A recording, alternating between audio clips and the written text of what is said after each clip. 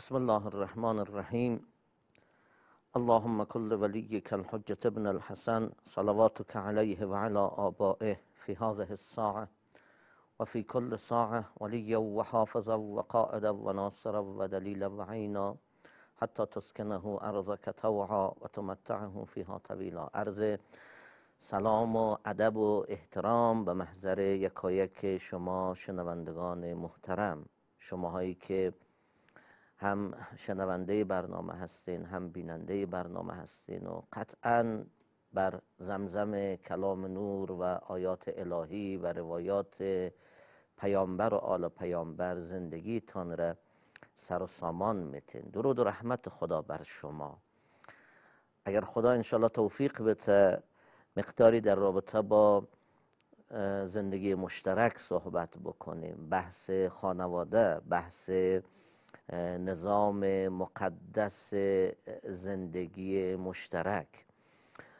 باور کنین که اقدر که ما در رابطه با محبت به یکدیگه و در رابطه با احترام به یکدیگه روایات داریم، آیات قرآن داریم، فوق‌العاده است و انسان را سرشار نور و سرشار تراوت میکنه.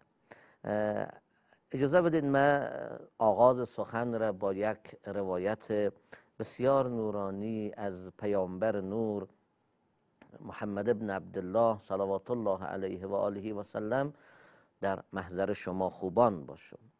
حضرت خاتم صلوات الله علیه و آله و سلم میفرماید خیرکم لأهله و انا خیرکم لأهلی. میفرماید بهترین شما و برترین شما و مهمترین شما کسی است که بهترین باشه با خانواده.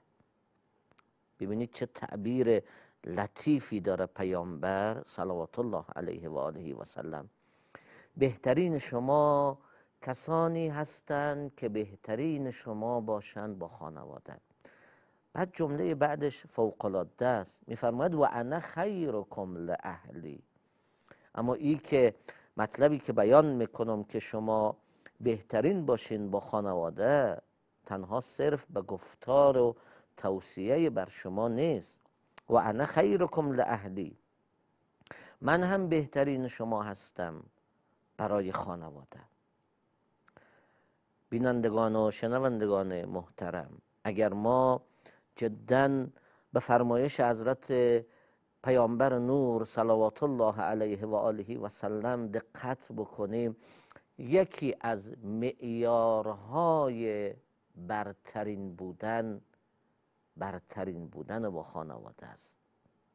انسان اگر حتی فرض را بری بگیره که در اوج تقوا و تدینم باشه، اما متاسفانه اخلاق او در خانواده و اخلاق درست نباشه و نتونه او رقمی که باید سفارشات پیامبر را در رابطه با محبت به همسر، محبت به اولاد، محبت به شوهر، محبت به والدین، محبت به اعضای خانواده داشته باشه، قطعا این دچار مشکل میشه از نظر دینی و از نظر اسلامی.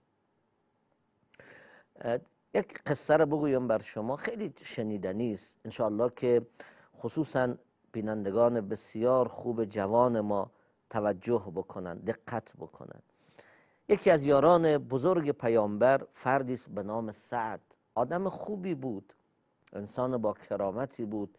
وقتی که از دنیا رفت پیامبر صلوات الله علیه و آله و سلم تجهیز سعد را خودش به دست گرفت. خود پیامبر نماز بر سعد خوان، خود پیامبر سعد را به خاک سپرد. بسیار در مراسم خاک سپاری سعد بیتابی میکرد. با یک عظمت خاصی این انسان با کرامت را پیامبر جریانات دفنش را به سرانجام رساند. وقتی که جریان تشییع جنازه تمام شد، مادر سعد اشاره به قبر فرزندش کرد و صدا زد سعد میبینم اکنون در ناز و نعمت و در غرق در نعمات پروردگاری هستی. تا این جمله را گفت پیامبر صلوات الله علیه و آله و سلم فرمود ما در این قسمم که شما میفرمایید نیست. عرض کرد یا رسول الله خود شما تجهیز کردید، خود شما مراسم دفن سعد را به دست گرفتید، خود شما اکرام کردید، خود شما سفارشات سعد را به قبر کردید.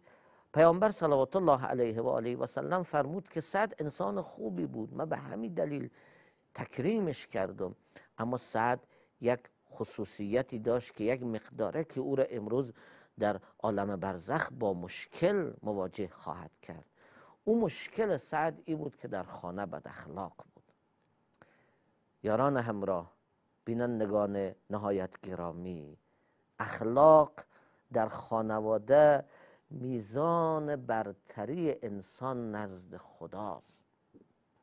اخلاق در خانواده سبب تقرب انسان به سوی پروردگار میشه و حتی اخلاق در خانواده میتونه موانع اجابت دعا، موانع رشد انسان، موانع ترقی انسان را برطرف بکنه.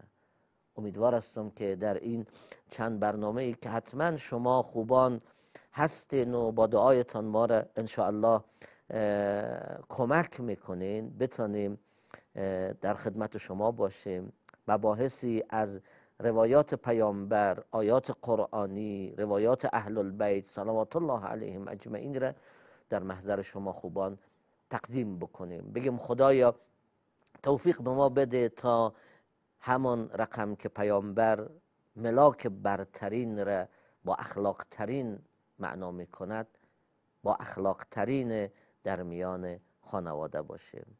موفق و مؤید باشین. خدا حافظ و نگهدار شما.